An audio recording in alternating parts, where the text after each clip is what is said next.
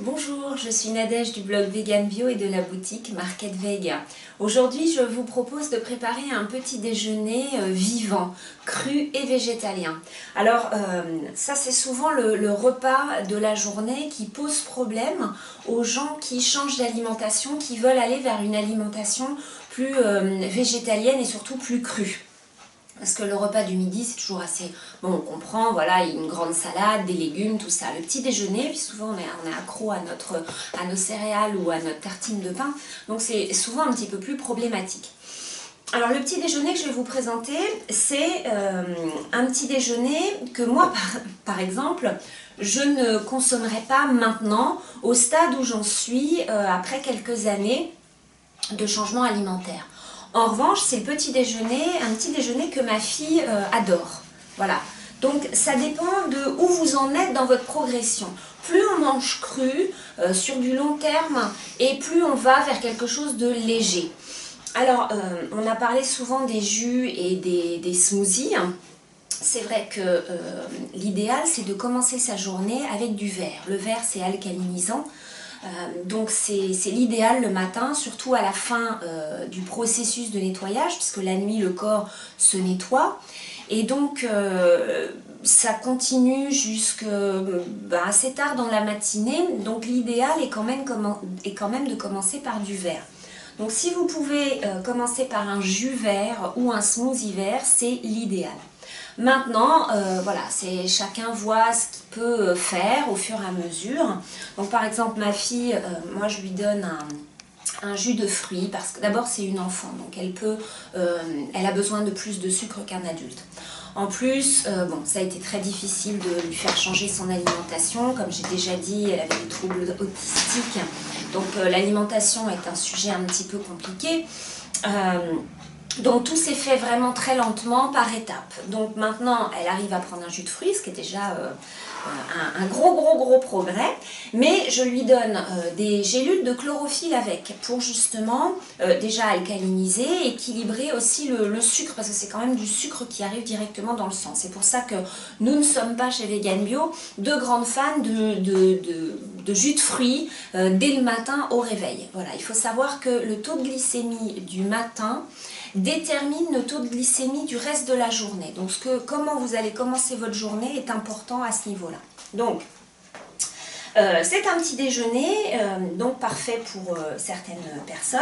Alors les amandes, je reviens sur l'alcalinité, c'est juste quelque chose qui peut être justement, qui est plutôt acidifiant.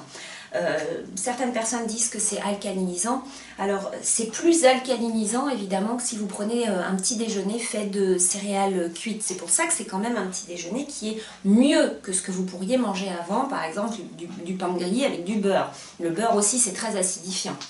Donc les amandes seront beaucoup moins acidifiantes. Malgré tout, elles ne sont pas alcalinisantes. Donc l'idéal, c'est donc de commencer par un jus vert, ou en tout cas un jus de fruits et puis de la chlorophylle si vous ne pouvez pas prendre un jus vert. Mais voilà, donc c'est quand même un petit déjeuner cru, vivant. Donc ce sont des amandes entières qui ont été trempées pour enlever les inhibiteurs d'enzymes. Alors les amandes, on considère qu'il faut les tremper entre 8 et 12 heures, mais on peut aller jusqu'à 3 jours. Dans de l'eau pure bien sûr ou minérale pour enlever ces fameux inhibiteurs d'enzymes qui empêchent la graine l'oléagineux de germer justement, et donc qui pourrait perturber votre digestion. Donc voilà, vous les enlevez, vous verrez qu'en plus du coup vous pourrez vous rendre compte qu'elles sont vraiment beaucoup plus digestes. Moi je sens vraiment une différence quand elles sont trempées ou qu'elles ne le sont pas. Donc là voilà, le petit déjeuner, là en l'occurrence j'ai mis 250 g d'amandes que j'ai mis à tremper. Je vais les mixer. Alors au final vous allez avoir quelque chose qui ressemble à un peu à un porridge, si vous connaissez le porridge, évidemment sans céréales. Donc, voilà. Ensuite bien sûr je rajoute de l'eau. Alors vous pourriez rajouter un lait végétal éventuellement. Maintenant, vu que vous allez consommer les amandes entières, le lait végétal, ça va alourdir encore un petit peu en graisse. Donc l'eau, ça suffira à mon avis amplement. Ensuite, alors je vais rajouter un petit peu de beurre de coco. Vous pourriez... Alors le beurre de coco, c'est de la chair fraîche de noix de coco mature mixée. Donc dans cette chair fraîche, vous avez de l'huile de coco, puisque l'huile de coco, elle est extraite de la chair. Le beurre de coco est beaucoup plus nourrissant, nutritif que l'huile de coco, qui est très vite assimilée par le corps. Et donc c'est une graisse qui est très intéressante, au-delà du fait qu'elle supporte des températures très, très fortes. Mais là, comme on parle de cru, forcément, c'est pas le sujet. C'est vraiment une huile très bien, on en a beaucoup parlé sur notre blog, donc je vous invite, si vous voulez en savoir plus, à lire les articles qu'on a écrits sur cette huile de coco. Donc faire la différence entre l'huile qui est à température ambiante, s'il ne fait pas trop chaud, blanche et dure, ou en tout cas assez ferme, et qui, une fois fondue, devient complètement transparente, alors que le beurre de coco, qu'on pourrait appeler purée également, reste, même fondu, reste blanc opaque, hein, puisque vous avez la chair qui est mixée. Donc c'est plus consistant, puisque vous avez de la chair de noix de coco dedans, forcément. Donc là, je vais mettre une cuillère, 2 cuillères même, 2 cuillères à soupe, voilà, de beurre de coco. Mais si vous voulez alléger votre petit déjeuner, vous pouvez remplacer le beurre de coco par de l'huile de coco. Vous garderez les bénéfices de cette graisse et ce sera un petit peu plus léger. Donc c'est à chacun de voir en fonction de l'appétit, de ce qu'il peut manger le matin. Voilà, donc vous avez ça. Après, vous avez vous pouvez ajouter un petit peu de sucrant. Je vais ajouter de la vanille aussi. La vanille, quand même, c'est aussi un super aliment et ça change beaucoup le goût des... Ça rajoute un plus. Et puis, je vais rajouter un sucrant. Donc, vous pourriez rajouter du sirop d'agave. Mais bon, il faut savoir que le sirop d'agave, déjà, n'est pas à bas indice glycémique. Il n'a pas beaucoup d'intérêt en fait, puisqu'il n'a pas non plus de minéraux, alors que le nectar de coco, qu'il soit cru ou pas, donc celui-là est cru. Vous en trouvez un autre sur la boutique, deux variétés, le ambre et le blond. Un est un petit peu plus chauffé que l'autre. De toute façon, même s'ils ne sont pas considérés comme crus, le sucre de coco est très intéressant parce qu'il reste à bas indice glycémique. Il est très riche en minéraux, donc ça reste un sucrant très intéressant. Après, la différence de chauffe est expliquée sur le site. Il n'y a pas une différence énorme, c'est pas des températures. Le plus chauffé, c'est celui-là, il est chauffé à 60 ou 65 degrés, donc ce qui reste quand même des températures assez basses. Celui-là, apparemment, est moins chauffé que les autres, donc forcément plus longtemps. Donc, on peut le considérer davantage cru, on va dire. Donc, c'est à bas indice glycémique et je vais donc mettre ça dedans. Alors, libre à vous de ne pas du tout mettre de sucrant, hein. C'est un petit déjeuner ou en cas qui reste quand même doux. À vous de voir. Vous pourriez mettre du miel, mais c'est vrai qu'on ne conseille pas forcément de consommer le miel avec d'autres aliments. Il est beaucoup mieux assimilé et digéré quand il est mangé seul. Maintenant, voilà, vous faites avec ce que vous avez et ce que vous pouvez.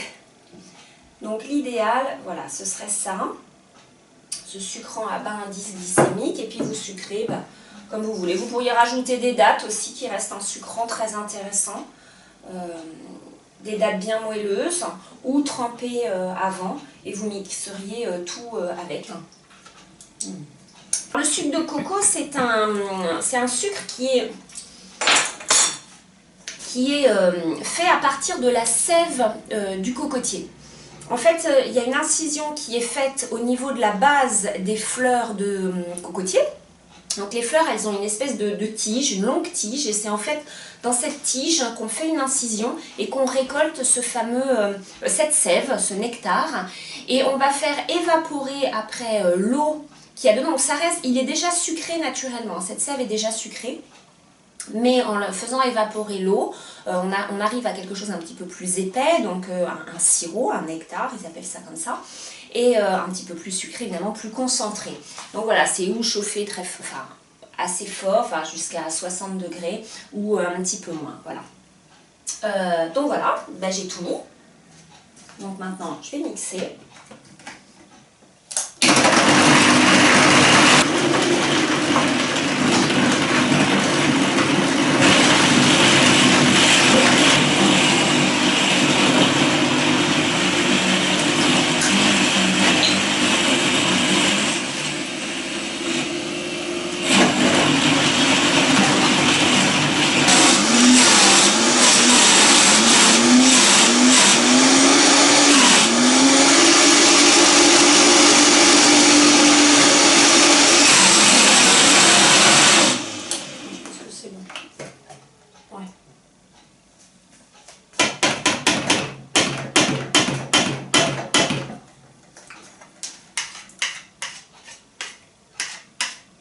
Alors voilà, on a quelque chose qui ressemble bien vraiment à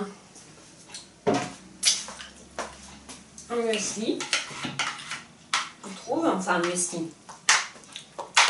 Je sais pas si on voit là.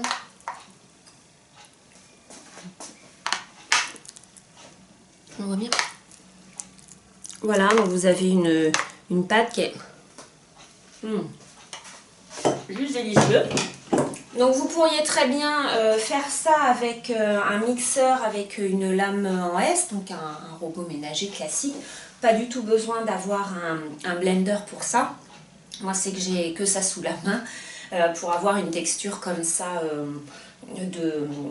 pas de crème hein, tout à fait quand même, et encore un petit peu de morceaux, mais de purée quand même assez souple.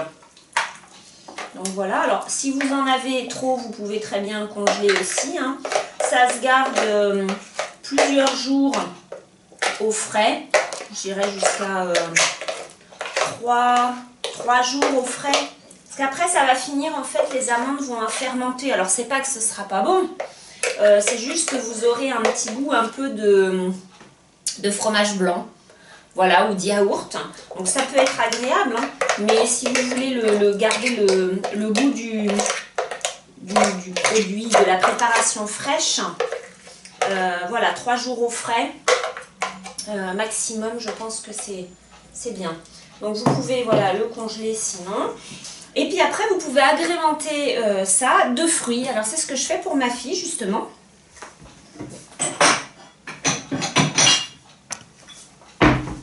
Donc, ce qu'elle adore, elle, c'est elle aime beaucoup les fruits rouges, surtout les framboises et les fraises. Donc là, c'est pas la saison, alors évidemment, c'est des fraises et des framboises ou des myrtilles congelées. Ce qui est de toute façon parfois mieux que des frais parce que au moins quand c'est congelé, ça a été cueilli à maturité. Ça c'est très important. Un fruit qui n'est pas cueilli à maturité, le fruit déjà est acidifiant, mais s'il est cueilli avant maturité, il est encore plus acidifiant. Donc des fois, il vaut mieux prendre des bons fruits bio congelés que des fruits même bio que vous allez acheter chez un maraîcher ou au supermarché parce qu'ils auront été cueillis certainement avant maturité. Donc voilà, vous servez et vous ajoutez. Alors vous pouvez ajouter bien sûr toutes sortes de super aliments. Hein. Vous pourriez mettre des éclats de fèves de cacao. Vous pourriez rajouter toutes sortes de fruits, bananes, pommes. Qu'est-ce qu'on pourrait mettre encore si vous voulez alcaliniser ce petit déjeuner et que le goût vous plaît, vous pourriez ajouter des algues, enfin de la poudre d'algues ou une poudre verte. Voilà, donc là pour ma fille en l'occurrence, ça va être un petit peu de ce qui me reste de framboise. Voilà, et puis quelques myrtilles. Voilà, congelées. Et vous avez un beau dessert qui va devenir une belle couleur. Voilà. Et vous avez un petit déjeuner cru.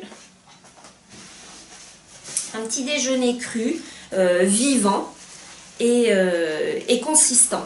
Alors si vous ne pouvez, c'est moi ce que je vous disais tout à l'heure, je ne le mangerai pas au petit déjeuner maintenant parce que je ne pourrais pas le digérer, ce serait trop lourd pour moi. Mais par contre je le prends volontiers en encas, par exemple dans l'après-midi, ou pourquoi pas aussi remplacer exceptionnellement un repas par ça, repas du déjeuner ou du dîner éventuellement. Voilà, je vais maintenant l'apporter à sa destinataire. Et voilà la demoiselle à qui le petit déjeuner était destiné. Est-ce que c'est bon? Ouais, comme ça. Hein. Oui. Bon appétit, au revoir.